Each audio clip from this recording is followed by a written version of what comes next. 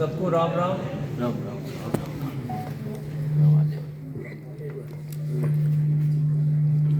राजस्थान सरकार के यशस्वी मुख्यमंत्री भजनलाल जी के 2 वर्ष पूर्ण होने पे आज उनकी उपलब्धियों को बताने के लिए हर विधानसभा में जो पिछले 2 वर्षों में जो काम किए उनके हर विधानसभा में उनकी जो काम किए उनको बताने के लिए आज सबकी रवानगी के साथ ही आम जन को उन कामों की जानकारी देने के लिए सबसे इम्पोर्टेंट होता है लोकतंत्र का चौथा स्तंभ आप लोगों को आज हमारी जो सरकार ने 2 वर्ष में काम किया। और जब कोई भी पार्टी सरकार बनाने से पहले जब चुनाव में जाती है लोकतंत्र में तो अपने कई वादे लेके जाती है और उन वादों को पूरा करने की जिम्मेदारी उस सरकार की होती है। भारतीय जनता पार्टी जब चुनाव से पहले गई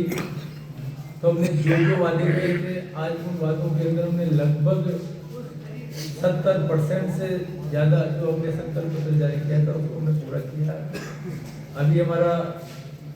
2 साल कंप्लीट हुए हैं, 3 साल बाकी है। तो जितने भी बजट घोषणाएं हैं जो हमने की है जो जनता के कल्याण के लिए बनाई जाती है, चाहे वो किसानों के हित की हो, चाहे हमारा इंफ्रास्ट्रक्चर मजबूत करने का हो, या चाहे हमें चिकित्सा सुविधा बढ़ानी हो, जिस क्षेत्र में हमने जो घोषणाएं की है उनमें हमने लगभग 73% से ज़्यादा, चाहे उनकी जमीन का आवंटन करना हो, उनके अंदर टेंडर प्रक्रिया करते हुए उनके वर्क ऑर्डर देना हो, हमने पूरा किया। अगर मैं तुलनात्मक बात करूं पिछले 5 साल के अंदर जितनी बजट घोषणाएं जो उन्होंने जारी की थी, जब उनका 5 साल कार्यकाल पूरा हुआ उन्होंने लगभग जितनी हमने 2 साल में की तो काम पूरा होने के बाद में घोषणाएं पूरी नहीं कर पाए। ये बहुत बड़ा अचीवमेंट है हमारे मुख्यमंत्री भजनलाल जी का। उन्होंने सुशासन देने के लिए, अच्छा काम करने के लिए, और सबसे बड़ी चीज़ है कोई भी सरकार आती है तो सबसे पहले रहते कि हम कानून व्यवस्था अच्छी रहे। उसमें भी हमारी जो पिछले सरकार की हम बात करें उससे 12% अपराध में गिरावट आई। साथ ही कामों की प्रॉपर मॉनिटरिंग करने की वजह से जो भी फ्लैगशिप योजनाएं जो चलती है 20 से ज़्यादा पूरे भारत के अंदर देश के यशस्वी प्रधानमंत्री मोदी जी ने जो गरीब कल्याण योजना चालू करी है उनमें 11 योजनाओं में राजस्थान प्रथम स्थान प्राप्त किया। ये बहुत बड़ा हमारे जनप्रतिनिधियों के द्वारा, आम जनता के सहयोग से और अधिकारियों के द्वारा जो अचीवमेंट किया ये सबसे अच्छा काम किया। अगर मैं नागौर की बात करूं, नागौर जिले के अंदर हमने जो घोषणाएं की, विशेषकर कोई भी काम करने के लिए आप टेंडर लगाए कुछ भी करें, बाकी कई ऐसी योजना होती है जिनके अंदर जमीन का आवंटन की प्रक्रिया में काफ़ी दिक्कतें आती है। बाकी पहली बार हमारे मुख्यमंत्री जी के निर्देशानुसार हर बजट घोषणा के बाद में प्रभारी मंत्री द्वारा एक वर्ग की मॉनिटरिंग की गई है।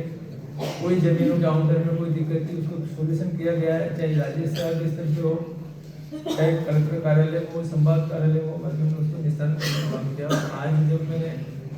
माननीय कलेक्टर महोदय से जब मैंने पूछा कि सबसे पहले हमारे जो आवंटन की कोई प्रक्रिया कोई बाकी है तो उन्होंने कहा कि हमारा 100% हमने अचीवमेंट कर लिया। साथ ही जितने भी हमने गीतों के मोटे समय के अंदर लगा दिए। कुछ योजनाएं ऐसी है तो पूरे राजस्थान के अंदर एक साल लागू थी तो उनके अंदर घोषणा की, बाकी उसमें पॉलिसी में कहीं ना कहीं कुछ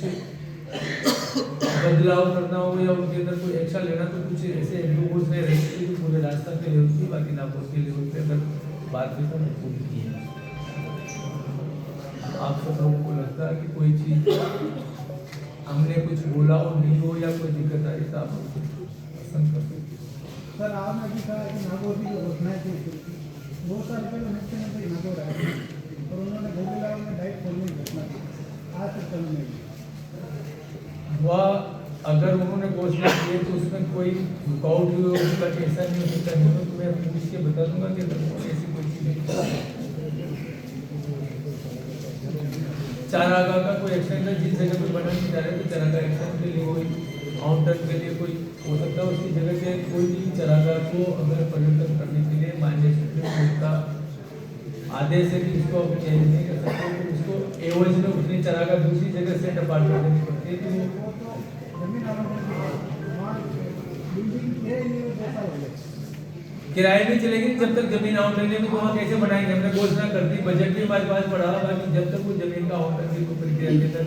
उतनी जमीन जितने 10 बीघा लेंगे 10 बीघा में दूसरी जगह से उसको चारागाह करना पड़ेगा उसके बाद में हम कर सकते हैं माननीय उच्च न्यायालय का सुप्रीम कोर्ट का ये डिसीजन है तो उसको हम चेंज करेंगे। सर क्या कारण था कि आपकी सरकार में नए नागौर को चेयरमैन दे सकी नए अक्षर नगर आयुक्त दे सकी नागौर के अंदर चेयरमैन के लिए अब देश के यशस्वी प्रधानमंत्री मोदी जी ने क्योंकि कोई भी चुनाव करने के लिए चुनाव प्रक्रिया हो जनगणना हो या कोई भी काम करते हैं तो उसमें पैसा लगता है जनता का। इस लोकतंत्र में पैसे की मालिक और खजाने की मालिक जनता उसका पैसे का सदुपयोग कैसे करे अच्छा शासन कैसे दिए इसके लिए हमारे प्रधानमंत्री जी ने एक कल्पना की है कि उसको किस तरह से एक राष्ट्र एक चुनाव करें उसी के आधार पे डबल इंजन की सरकार हमारे नागौर में नहीं नागौर का जो चेयरमैन वो क्यों नहीं दे पाए सभापति का जो मामला है वो राजस्थान हाईकोर्ट ने उनके जो करते हैं जो उन्होंने गलत पट्टे दिए थे उसके आधार पर निलंबन का मामला था। बोर्ड में पार्षदों ने संख्या बल 24 पार्षदों ने इस्तीफा दे दिया। सरकार आपकी क्या कर रही है आयुक्त नहीं लग पा रहे हैं भ्रष्टाचार का अड्डा बन गया है तो क्या वजह है कि 2 साल में इतना भ्रष्टाचार सरकारी जमीन में उनके पास दो काम है न तो जनता का काम हो पा रहा है आयुक्त नहीं लगने के कारण और दूसरा चेयरमैन के पास पावर नहीं होने के कारण वो भी कुछ कार्य नहीं कर पा रहे और बार बार बदलाव होता जा रहा है कभी ये चेयरमैन आए कभी दूसरा है कभी तीसरा है तो क्या कारण है कि आपकी पार्टी आज तक एक अच्छा यहाँ पर नगर पालिका और नगर परिषदों के लिए हमारी सरकार ने अभी सारी नई नियुक्ति की है उनके अंदर जहाँ जहाँ भी थी जहाँ हो सकता हमने पूरा भरने का प्रयास किया है। पिछले 2 सालों के अंदर कई नई नगर पालिका भी हुई है उनके हिसाब से और पद आगे कर रहे हैं ढेर बनाना पड़ा इसके लिए रेगुलर काम कर रहे हैं हमारी सरकार कहीं ना कहीं कोई दिक्कत आ जाए तो मैं मॉनिटरिंग के लिए करता हूँ बात करूँगा अभी सर अपने यहाँ श्रम विभाग के अधिकारियों का ऑडियो वायरल हुआ था तो उन्हें सस्पेंड तो कर दिया इंस्पेक्टर को ना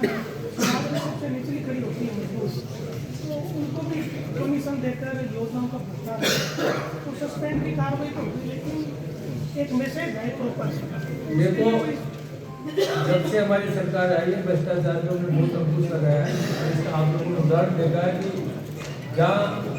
70 से ज़्यादा जो पेपर लीक हुए थे उनके अंदर हमने कितने लोगों को जेल में डाला है कितने लोगों के खिलाफ हमने कार्रवाई की है और इसके बाद में जो भी एग्जाम हमने किए लगभग 92,000 से ज़्यादा हमने उनके पत्र दिए हैं उन एग्जाम के अंदर जो भी बच्चे सिलेक्ट हुए उनको बहुत पारदर्शिता से किया ईमानदारी से किया।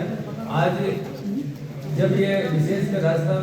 प्रशासनिक सेवा के अधिकारियों की जो भी चयन हुआ तो आपने देखा होगा कि गाँव के अंदर जो गरीब का बेटा किस तरह से RS बन रहा है किस तरह से तहसीलदार बन रहा है किस तरह से RPS बन रहा है तो आप लोगों को देखनी चाहिए कि आज हमारी सरकार करिए फिर भी कहीं ना कहीं कोई आ रहा है तो रेगुलर सरकार भ्रष्टाचार के खिलाफ कार्रवाई करिए ऐसे कोई दोषियों में जरूर संज्ञान में 100% खिलाफ कार्रवाई कभी कभी आपके विभाग में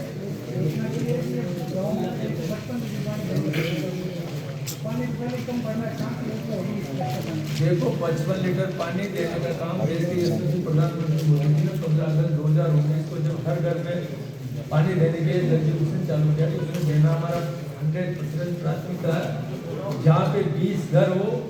और 100 की आबादी हो वहाँ पे पानी पहुँचाने का हमारा दायित्व है। इसके लिए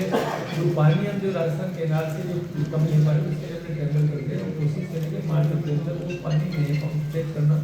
उसको लाइन को बदलना वो पानी जितने क्वान्टिटी में वाली रिक्वायरमेंट से पूरा पानी नहीं। सर आज सुबह एक मामला आया था नागौर में अतिक्रमण को लेकर खसरा नंबर 53 की भूमि पे उसके पास वाली जो जमीन थी वो 4.5 करोड़ में ऑक्शन हुई थी नगर परिषद के द्वारा। इस जमीन के सर कोड़ियों के दाम में पट्टे दे दिए गए। अभी एसडीएम साहब वहाँ काम रुकवा के आए हैं। यहाँ एसडीएम साहब जैसे हैं वहाँ पे काम फिर से पीड़ित भी आगे से शिकायत करता है आपके पीछे खड़े होंगे। वापस चालू कर दिया अगर वो गलत काम कर रहा है तो उसके खिलाफ कार्रवाई करेंगे जो भी सर 15 करोड़ की जमीन कोड़ियों के दाम में दी है। कोई भी जनता की प्रॉपर्टी है जनता की प्रॉपर्टी किसी व्यक्ति विशेष अगर दादा शिकायत को नहीं और सर हालात ऐसे हैं कि सर कलेक्टर साहब ने अभी मेहरानगढ़ ट्रस्ट को 8 दरवाजे रिपेयर करने के लिए प्रस्ताव भेजा है, उन्होंने स्वीकृत भी कर दिया। नगर परिषद में पैसा नहीं है इसलिए उन्होंने आपने वहाँ पे भेजा है, और ये सर करोड़ों की ज़मीन सर अब चली गई। स्किल चाहिए वो हेरिटेज प्रॉपर्टी उन्होंने प्रपोज किया था जब मीटिंग हुई थी कि हम लोग इसको ठीक कर देंगे, आप लोग हमको रिटर्न में भेज दो चिट्ठी तो हम लोग उसको रेस्पॉन्ड करेंगे। सर नगर परिषद में पेमेंट नहीं है और करोड़ों की ज़मीन सर ऐसे जा रही है सर। कैसे ठीक कर सकते हैं? नॉर्मल जो अपना कारीगर होता है ना उससे नहीं होता है, इसलिए अलग एक तरीका है इसको ठीक है तो वो उसका अब सर रिसेंटली अवैध कब्जा हुआ है सर, अभी जस्ट चल रहा है वहाँ पे। सर राजस्व मंत्री महोदय, एक लास्ट सवाल। आपके आदेश पर कोतवाली में FIR दर्ज हुई थी थोड़ा पट्टों की, कमेटी कलेक्टर साहब ने बनाई, एसपी साहब के निर्देश पर, आज तक नतीजा नहीं है। वजह क्या है यही जानना चाह रहे हैं, जाँच क्यों नहीं हो पा रही? अभी ADM साहब ने भी एक आदेश किया कि 9 पट्टे हैं वो भी जाँच करें, तो ये भ्रष्टाचार का जो खेल है ये ओपन कब होगा? पत्रकार मुझे मैं धन्यवाद देना चाहता हूँ कि आप सब लोगों ने वास्तव में जो भी ऐसी चीज़ें जो उठाते रहते हैं, ये भ्रष्टाचार को मिटाने के लिए हम पूरी प्रयास करें। आप लोगों से रेगुलर में चाहिए, बाकी ये नगर परिषद और नगर पालिका के अंदर कहीं ना कहीं प्रक्रिया में समय लगता है। इसके DLP से जांच होने के बाद के अंदर कहीं ना कहीं हो सकता है कहीं डाले हो, क्योंकि आपने बताया होगा जिसकी तुरंत कार्रवाई करें। जो पुराना उसको भी डिस्पोजल तो करना चाहिए ना, बार बार जब भी कोई डिसीजन आता है पुराना हो गया तो एक बार 15 दिन में रिपोर्ट मिले तो उसकी सही जांच करा दो, जो भी कार्रवाई करेंगे।